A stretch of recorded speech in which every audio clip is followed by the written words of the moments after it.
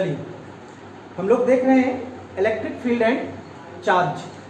कल आपने देखा था electric field, electric dipole moment और इलेक्ट्रिक डाइपोल का मिड पॉइंट पे इलेक्ट्रिक फील्ड इंटेंसिटी, और आपने देखा था एक्सियल लाइन पे भी इंटेंसिटी।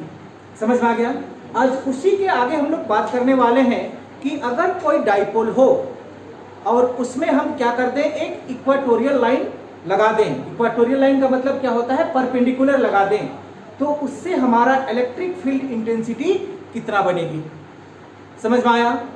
डाइपोल का मतलब समझ में आता है कि वहां पे हमारा दो चार्ज होती है, इक्वल लेकिन अपोजिट।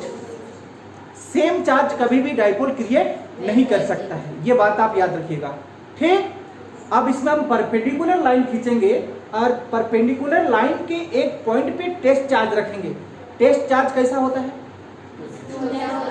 स्मॉल बट पॉजिटिव, छोटा लेकिन पॉजिटिव होता है। तो उससे हम कैलकुलेट करेंगे कि वहां पे हमारा इलेक्ट्रिक फील्ड इंटेंसिटी क्या बनती है। ठीक, चलिए ध्यान दीजिएगा, पहले फिगर को क्लियर करते हैं। ये आपका एक पॉइंट चार्ज, ये एक दूसरा पॉइंट चार्ज। ये बात आपको समझ में आती है। सपोज दैट इसको हम कौन सा चार्ज मान लेते हैं, माइनस क्यू। इसको कौन सा चार्ज मान लेते हैं, पॉजिटिव क्यू। ये दोनों को अगर हम इस तरह से जोड़ दिए तो ये क्या बन गया, डाइपोल बना, जिसकी लेंथ क्या होती है डाइपोल की, 2L। मतलब मान के चलिए इसको हम ए नाम दे देते हैं। पॉइंट ए पे माइनस क्यू चार्ज लोकेट है और पॉइंट बी पे प्लस चार्ज लोकेट है। इसका ये मतलब हुआ ए से बी का जो दूरी बना, डिस्टेंस बना, वो कितना, 2L। क्लियर? ए और बी अपोजिट चार्ज होने की वजह से ये क्या करेंगे, अट्रैक्शन करेंगे, इसलिए इसका जो मिड पॉइंट बनेगा ये वाला आपका क्या कहलाएगा, मिड पॉइंट कहलाएगा। ये हम जान चुके हैं। इस मिड पॉइंट का नाम हम दे देते हैं क्या, O। ए से O का दूरी कितना, L। O से B का दूरी कितना, L। इसीलिए तो A से B का दूरी क्या हो गया, 2L हो गया। ये बात हम सीख चुके हैं। ठीक, अब क्या बोला है ये, इक्वाटोरियल लाइन। इक्वाटोरियल लाइन का मतलब होता है परपेंडिकुलर। क्वेश्चन में आपको परपेंडिकुलर भी दिखाई देगा या इक्वेटोरियल भी दिखाई देगा, दोनों में से एक दिखाई देगा। ठीक, परपेंडिकुलर का मतलब अब क्या हुआ, चलिए यहां से हम एक परपेंडिकुलर लाइन ड्रॉ कर देते हैं। ये आपका क्या है, परपेंडिकुलर। किसमें ड्रॉ किए, डाइपोल पे। ए भी आपका डाइपोल है, इसमें हमने एक परपेंडिकुलर लाइन ड्रॉ कर दिया। इस पॉइंट को हम नाम दे देते हैं P। और P पे कैसा चार्ज प्रेजेंट होता है, कैसा चार्ज प्रेजेंट होता है, Q naught charge, test charge. ये बात समझ में आती है ना? इस पॉइंट P पे हम एक चार्ज ले लेते हैं, वो चार्ज कैसा चार्ज है, Q नोट चार्ज है। क्लियर? अब ध्यान से समझिएगा इसकी कहानी को। ये आपका कैसा चार्ज, माइनस। ये कैसा चार्ज, प्लस, लेकिन इससे छोटा। हमेशा याद रखिएगा जो टेस्ट चार्ज होता है प्लस में होता है और छोटा होता है, स्मॉल होता है। ये प्लस चार्ज हुआ और ये क्या चार्ज हुआ, माइनस चार्ज हुआ। तो ये दोनों के बीच में अट्रैक्शन होगा या रिपल्सन होगा, अट्रैक्शन होगा। मतलब ये दोनों के बीच में क्या होने वाली है, अट्रैक्शन होने वाली है। क्यों अट्रैक्शन होगा, ये बात भी आपको समझ में आ गया होगा। क्योंकि ये आपका माइनस है और ये टेस्ट चार्ज प्लस है, लेकिन टेस्ट चार्ज का मैग्नीट्यूड इसका मैग्नीट्यूड से कम है। तो जिस मतलब कम है वो ज्यादा की तरफ क्या करता है, अट्रैक्ट करता है। तो ये चार्ज इस डायरेक्शन पे क्या करेगी, अट्रैक्ट करेगी। तो इसका इलेक्ट्रिक फील्ड इंटेंसिटी किधर बनेगा, इस डायरेक्शन पे बनेगा। इसका इलेक्ट्रिक फील्ड इंटेंसिटी को हम मान लेते हैं क्या, E1। क्लियर? दूसरी कहानी समझिए। ये कौन सा चार्ज, प्लस चार्ज, ये कैसा चार्ज, प्लस चार्ज।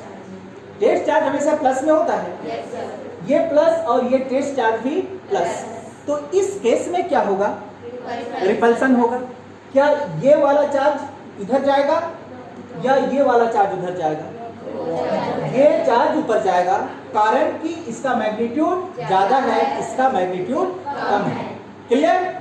तो इस केस में आप देखेंगे ये जो चार्ज है क्यू नोट चार्ज, ये इस डायरेक्शन पे क्या हो जाएगी, रिपेल हो जाएगी। तो इसका इलेक्ट्रिक फील्ड इंटेंसिटी किधर बनेगा, इस डायरेक्शन पे बनेगा। उसका इलेक्ट्रिक फील्ड इंटेंसिटी को हम क्या मान लिए, E2 मान लिए। क्लियर। डाउट है, साथ में फिगर बनाते चलिएगा, ठीक ना।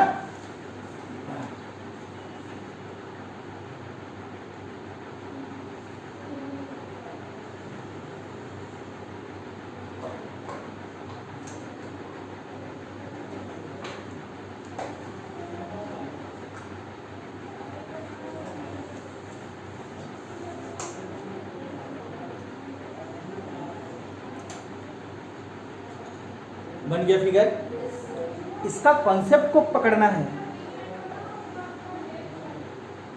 चलिए ध्यान दीजिएगा इधर, ठीक। अब क्या होगा यहां पे, उसको भी ध्यान दीजिए कि ये आपका E2 और ये आपका E1, तो इसका रिजल्टेंट किधर बताते हैं। कुछ इस तरह से समझते हैं आपको। ये वाला मान के चलिए आपका क्या है, E2 है, ठीक। ये वाला क्या है आपका, E1 है। इसी तरह से तो है, नहीं है। तो इसका रिजल्ट किधर मिलने वाला है, बीच में। ये वाला आपका क्या कहलाएगा, रिजल्टेंट, या वेक्टर में पढ़ चुके हैं, पढ़ी है। तो ये भी आपका इलेक्ट्रिक फील्ड इंटेंसिटी, ये भी इलेक्ट्रिक फील्ड इंटेंसिटी। तो इसका रिजल्टेंट आपको यहां पे मिलने वाला है, नहीं मिलेगा, मिलेगा। वो आपका क्या कहलाएगा, इलेक्ट्रिक फील्ड इंटेंसिटी का रिजल्टेंट। दोनों को हम प्लस करेंगे या माइनस करेंगे, जो भी करेंगे, लेकिन उसको रिजल्ट उसी डायरेक्शन पे मिलेगा, ठीक। चलिए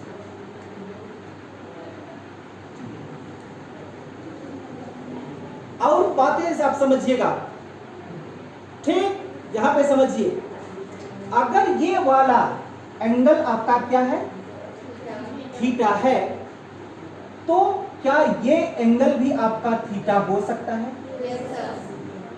अगर ये एंगल थीटा है तो ये एंगल भी थीटा हो सकता है। बात समझ में आया, क्यों, ये तो आपका अल्टरनेट एंगल हो गया, और ये क्या हो गया आपका इंटीरियर ना, इंटीरियर इक्वल एंगल। यानी कि ये इसका बेस ये हुआ, उसमें एंगल बना, और ये भी इसका बेस हुआ, तो ये थीटा और ये थीटा क्या हो जाएगा, इक्वल हो जाएगा, होगा। अब समझने वाली बात ध्यान से समझिए इधर।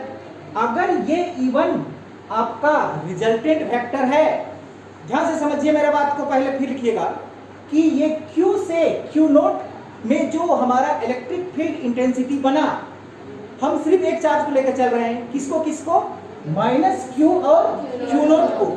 ये दोनों चार्ज से आपका इलेक्ट्रिक फील्ड इंटेंसिटी क्या बना, E1 बना। तो ये दोनों चार्ज का रिजल्टेंट कौन हुआ, E1 हुआ। क्या हुआ, E1 हुआ। तो इसी तरह से अगर हम इसको देखना चाहें तो ये वाला क्या कहलाएगा, एक बार फिर से समझाते हैं आपको, देखिएगा। यहां से आपका क्या लगा हुआ है, थीटा लगा हुआ है, ये थीटा है, दिखाई दिया। और ये वाला भाग आपका क्या है, E1 है।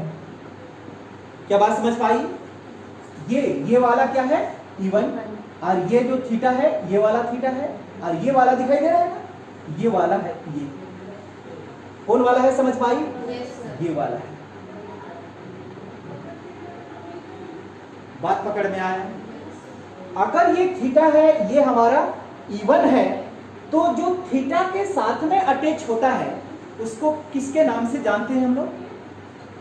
बताइए जल्दी, किसके नाम से जानते हैं? जो थीटा के साथ में अटैच होता है उसको,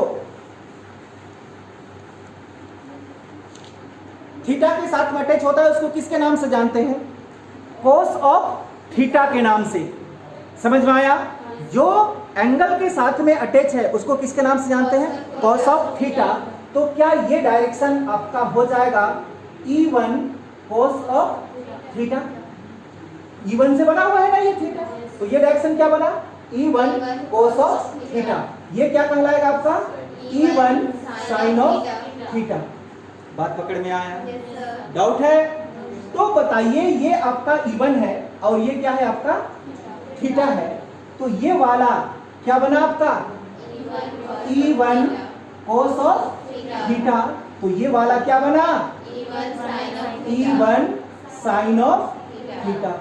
ये बात समझ में आई होगी? डाउट है? नहीं। अब देखिए दूसरी और कहानी समझिए। यहाँ पे ये प्लस Q और Q नोट का इलेक्ट्रिक फील्ड इंटेंसिटी क्या है आपका? E2 है। तो ये दोनों का आपका रिजल्टेंट क्या है? E2 है। तो E2 है, इसका क्या मतलब? मान के चलिए अब हम इसको क्या मान लेते हैं? E2 मान लेते हैं। ठीक, तो यहाँ पे क्या बना हुआ है? एक थीटा। देखिए यहाँ भी क्या बना हुआ है? थीटा बना हुआ है। इसका हमारा दो, एक वाला ये रहा और एक वाला हमको ऊपर लेना होगा, तभी तो आप रिजल्टेंट निकाल सकते हैं। तो जो थीटा से बना वो कैसा होता है? Cos of theta. तो E2 का ये वाला क्या कहलाएगा? E2 cos of theta. लेकिन ये वाला क्या कहलाएगा आपका? ये वाला E2 साइन ऑफ थीटा। इतनी सी बात आपको समझ में आ गया होगा। क्लियर? अब थोड़ी सी बात और थोड़ा सा समझिए यहाँ पे कि A से P, ये पॉइंट का क्या है? Point P। A से P का दूरी और B से P का दूरी, दोनों दूरी क्या है? इक्वल है या नहीं है? इसका ये मतलब हुआ कि E2 साइन ऑफ थीटा जितना फोर्स के साथ में इंटेंसिटी बनाया उतना ही फोर्स के साथ में E1 साइन थीटा इंटेंसिटी बनाया है कि नहीं? क्यों? क्योंकि दोनों का दूरी क्या है? इक्वल है, लेकिन डायरेक्शन दोनों का क्या है? Opposite. Same magnitude but opposite direction. इस केस में क्या E2 साइन थीटा और E1 साइन थीटा एक दूसरे को कैंसिल कर सकते हैं? बिल्कुल कर सकते हैं। क्यों? क्योंकि दोनों बराबर है लेकिन उल्टा भी है। डाउट है? जल्दी से फिगर ड्रॉ कीजिएगा। ये चीज को आप बगल में लिख लेंगे, एग्जाम में इसको दिखाने का कोई मतलब नहीं रह जाता है, लेकिन ये समझने के लिए था। ठीक, जो आप 11th क्लास के वेक्टर में पढ़ चुके हैं, पढ़े हैं? सपोज O से P का दूरी को हम क्या मान लेते हैं? R मान लेते हैं। समझिएगा, O से P का दूरी कितना मान लेते हैं? R। A से O का दूरी कितना? L। O से B का दूरी कितना? L। तो क्या आप A से P का दूरी निकाल सकते हैं? निकाल सकते हैं? तो निकाल देते हैं हम लोग। ध्यान से देखिएगा। इन राइट एंगल ट्राइंगल क्या ले लेते हैं? AOP है आपके पास में? AOP।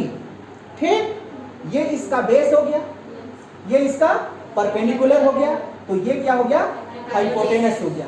तो हाइपोटेनस इक्वल टू, यानी कि AP स्क्वायर इक्वल टू क्या होगा? बताइए जल्दी। AO square plus OP square. सही है? तो AP square equal to AO का वैल्यू क्या?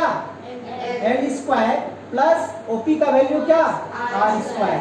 तो AP equal to under root L square plus R square. बात समझ में आया? मतलब ये वाला वैल्यू आपको क्या मिल गया? L square plus R square.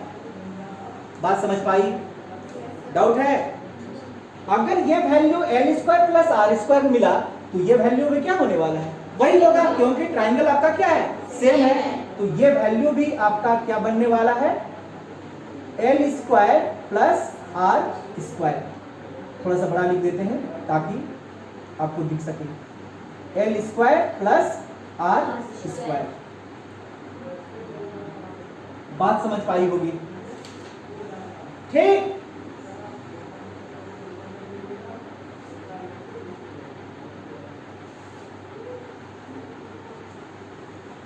अब यहां पे और थोड़ी सी सवाल, मेरा बात ध्यान से सुनेगी।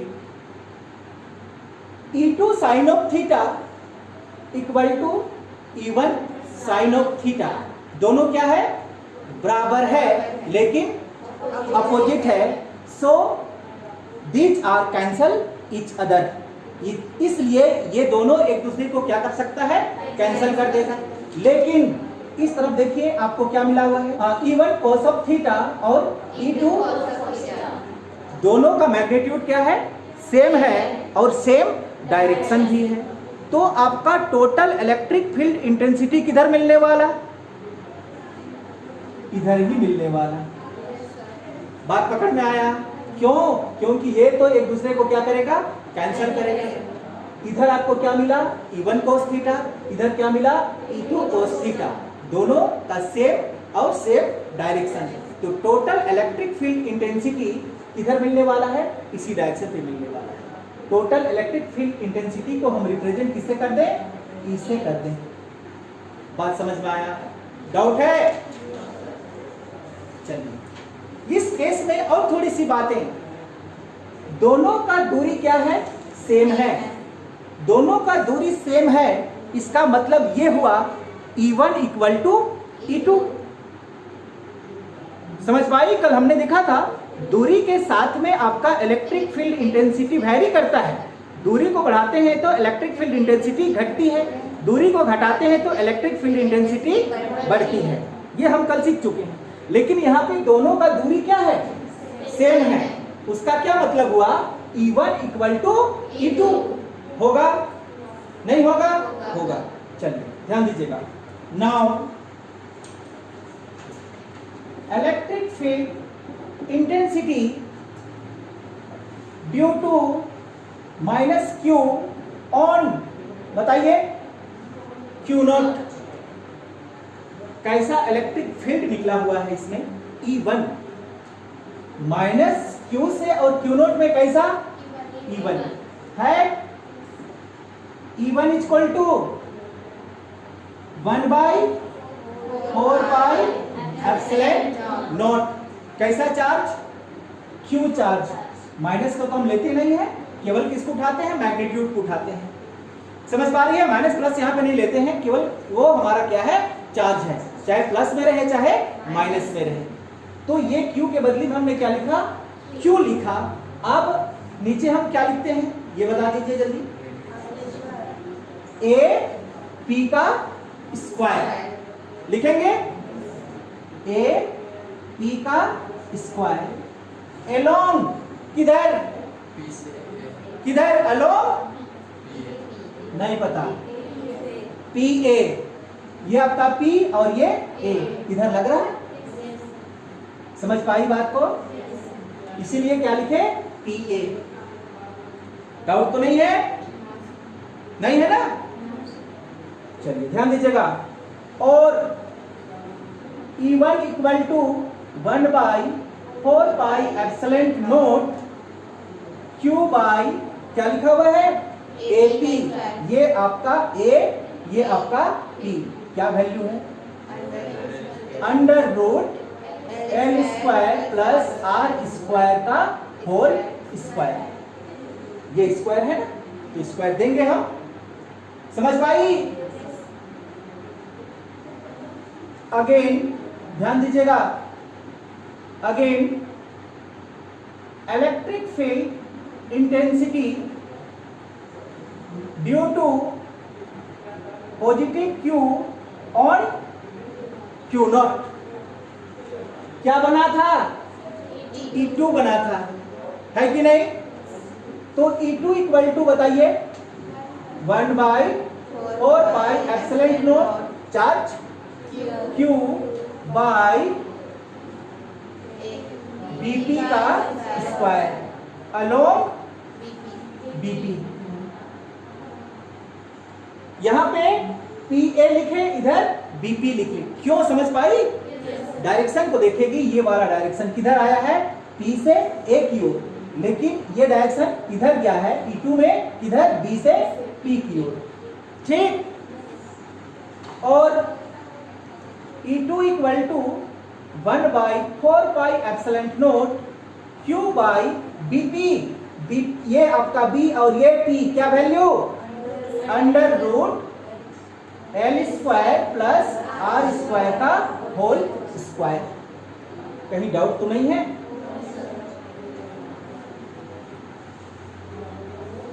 डाउट है? अब यहां पे क्या ऑब्जर्व किए?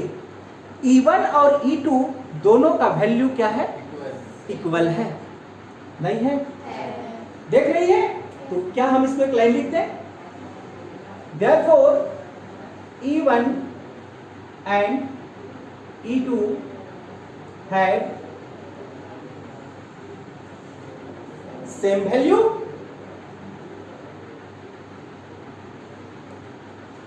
हो गया? एंड resolve into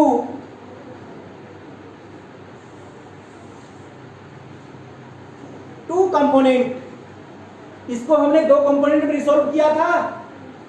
ये थे कौन कौन कंपोनेंट था आपका? जल्दी बताइए।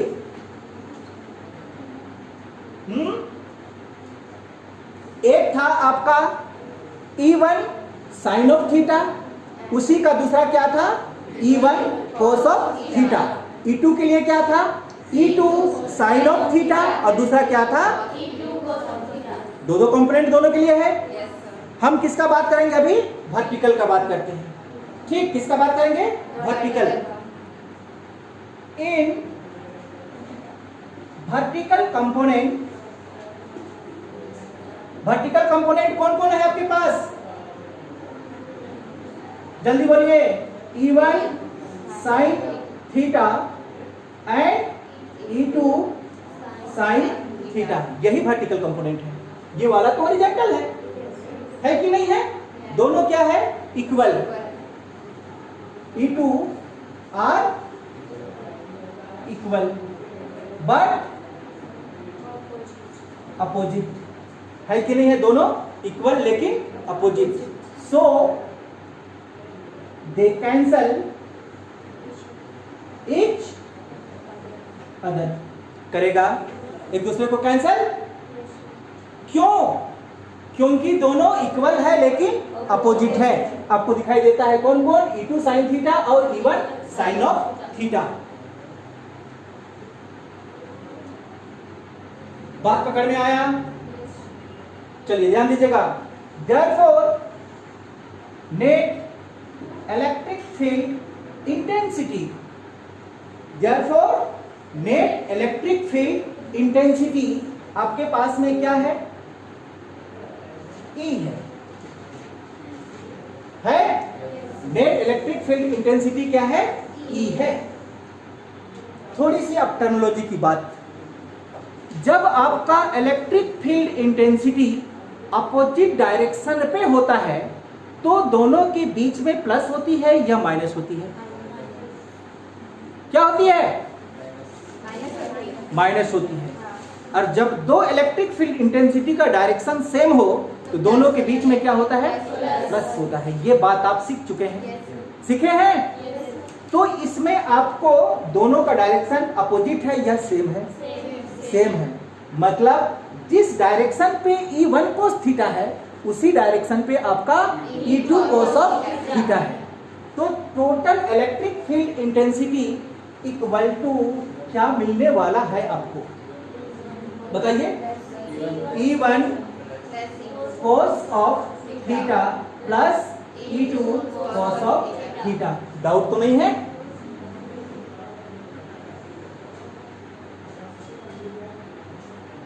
समझ पाई बात को? A से P का दूरी और B से P का दूरी सेम है या डिफरेंट है? सेम है। तो इसका ये मतलब हुआ E1 इक्वल टू E2, दोनों का दूरी क्या है? सेम है। तो जितना इंटेंसिटी E1 में उतना इंटेंसिटी E2 में। समझ पाई? तो क्या आप इस इक्वेशन को लिख सकते हैं E equal to E1 cos of theta plus E2 के जगह भी क्या आप E1 लिख सकते हैं? बात पकड़ में आया? E2 के जगह में क्या आप E1 लिख पाएंगे? क्यों? क्योंकि दोनों क्या है? इक्वल है। तो प्लस E2 की जगह भी हम क्या लिखने वाले हैं? E1 cos of theta. Doubt है? तो E इक्वल टू बताइए 2 E1 cos of theta.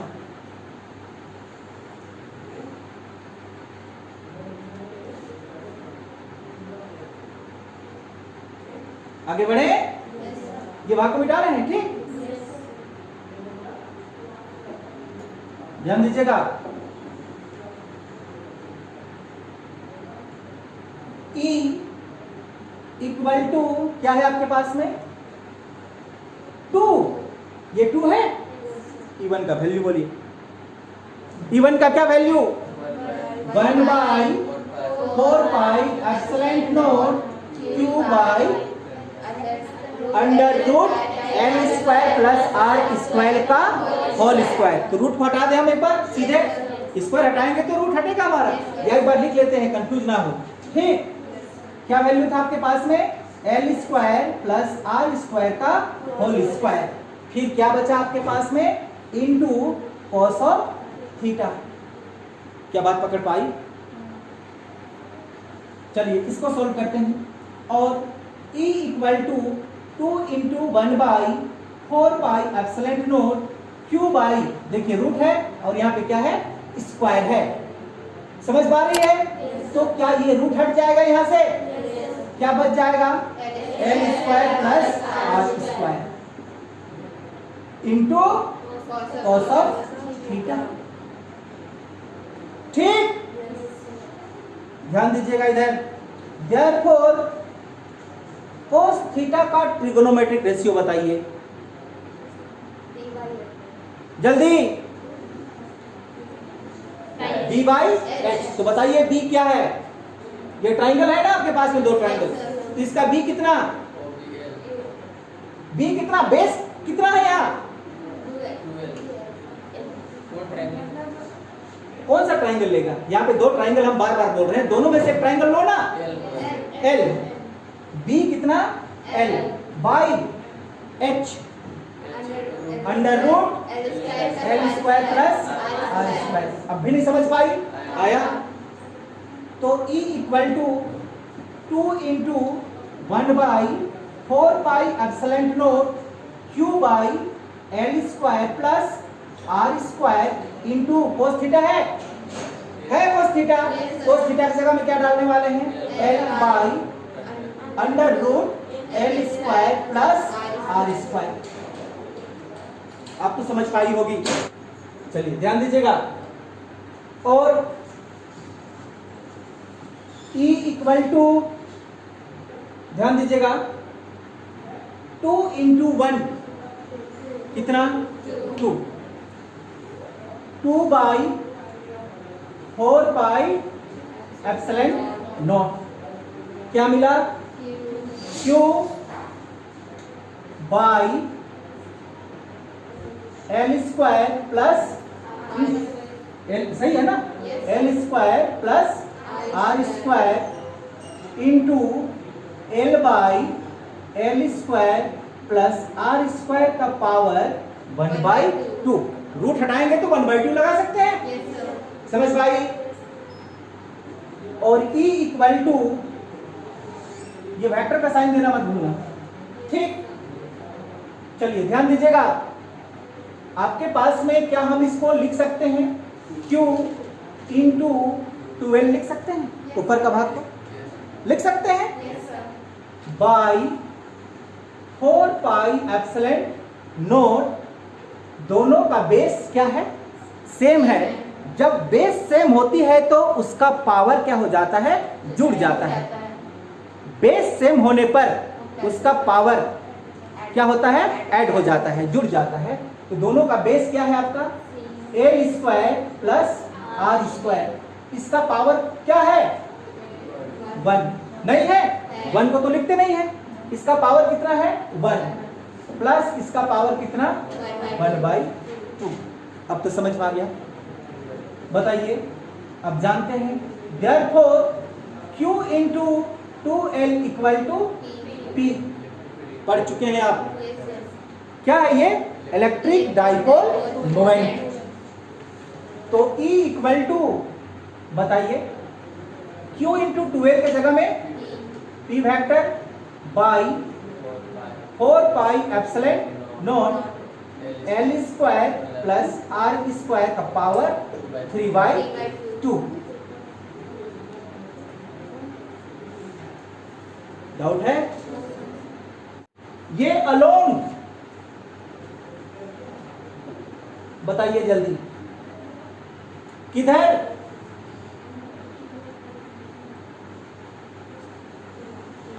PR, ये आपका P इधर, इसका special case, special case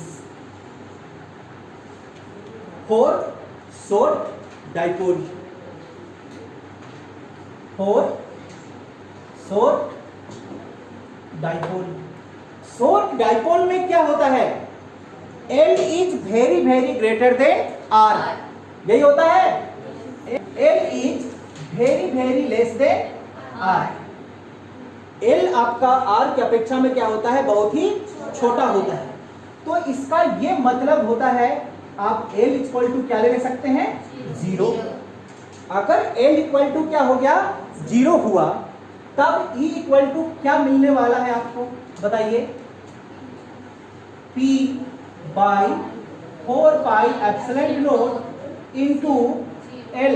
L के जगह में क्या डालने वाले हैं, 0 का स्क्वायर प्लस R स्क्वायर का पावर 3/2 हो गया। और E इक्वल टू, बताइए, P by 4 pi epsilon not, ये 0 तो 0 खत्म हो गया, क्या बच गया आपके पास में, R स्क्वायर का पावर 3/2। ठीक, ये 2 से ये 2 कैंसल होगा। तो E इक्वल टू क्या मिला आपको, P by 4 pi epsilon not R cube. सही है।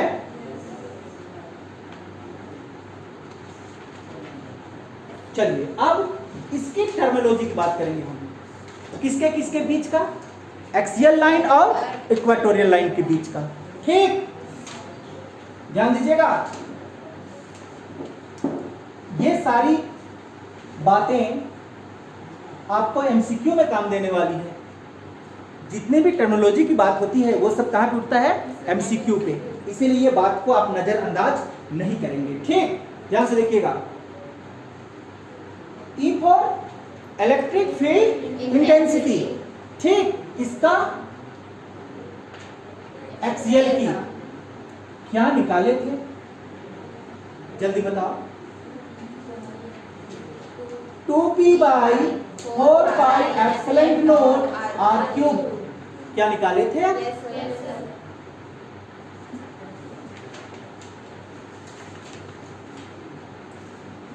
इक्वाटोरियल का क्या निकाले, P by 4 pi epsilon not R cube. ये देखिए अभी तक पढ़ा हुआ है, ये निकाले इक्वाटोरियल में। तो इसका क्या मतलब हुआ, E axial equal to 2 into E equatorial. याद रखेंगे ये पॉइंट, नहीं समझ में आया, पकड़ पाई तुम, नहीं पकड़ पाई। और एक बार बताएं, एक्सियल में आपका क्या है, 2P है, इक्वाटोरियल में क्या है, केवल P है। तो इक्वाटोरियल से 2 गुना ज्यादा इंटेंसिटी किसका है? एक्सियल का है। देखो यहाँ पे 2 है, यहाँ पे क्या 2 है, तो क्या हुआ? Electric field intensity due to axial is equal to 2 into electric field intensity on equatorial line. 2 गुना है। दिखाई दे रहा है? दोनों को कंपेयर कीजिए ना, समझ पाई?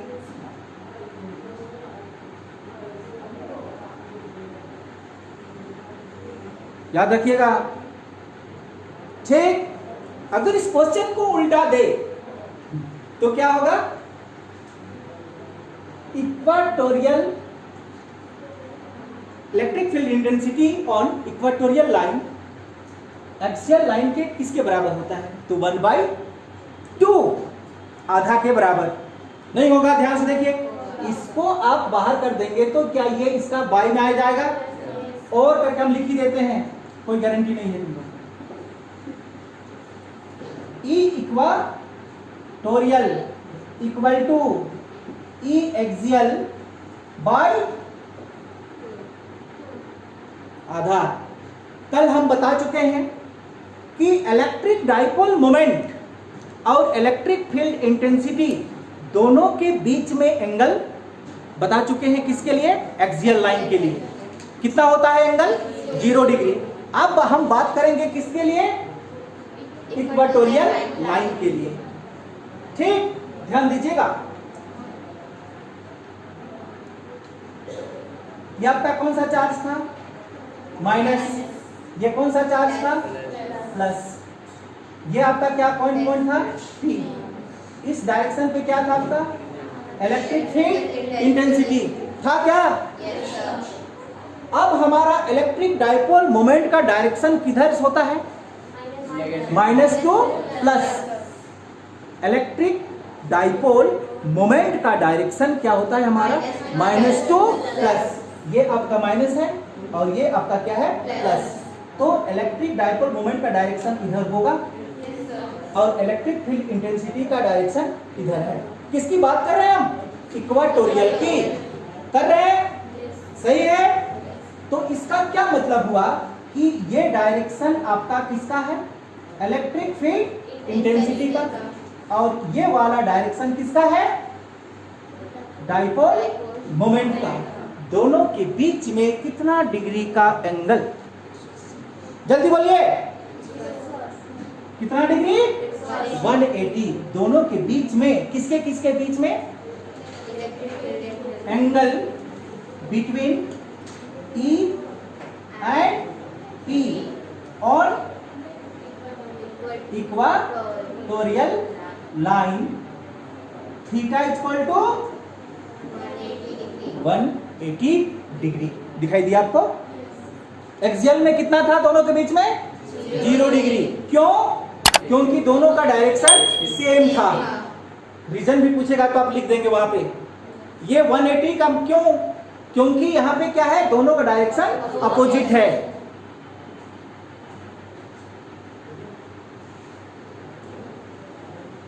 कंफ्यूज में तो नहीं पड़ रही है?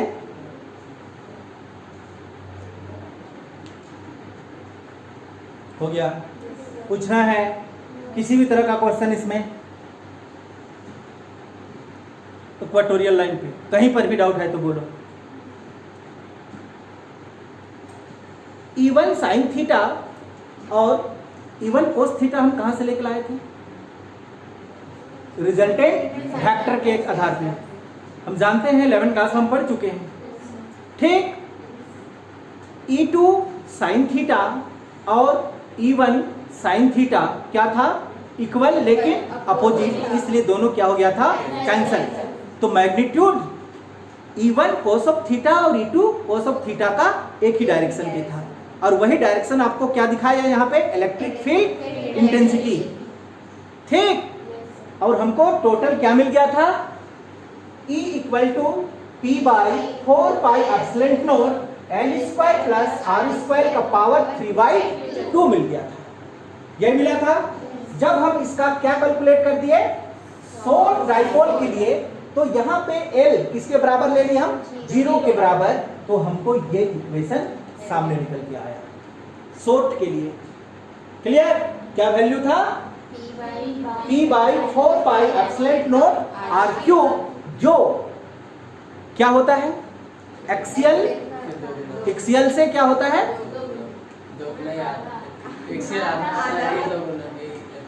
क्या समझिए, इक्वाटोरियल क्या होता है एक्सियल का आधा होता है, समझ में आया। जबकि एक्सियल क्या होता है इक्वाटोरियल का 2 गुना होता है। ये मोटी मोटी बात आप याद रखेंगे। एंगल को एक बार फिर से हम बताना चाहेंगे। एक्सियल के लिए E और P के बीच में कितना डिग्री का एंगल फॉर्म्ड होता है, 0 डिग्री का। जबकि इक्वाटोरियल के लिए कितना डिग्री का, 180 डिग्री का। क्लियर।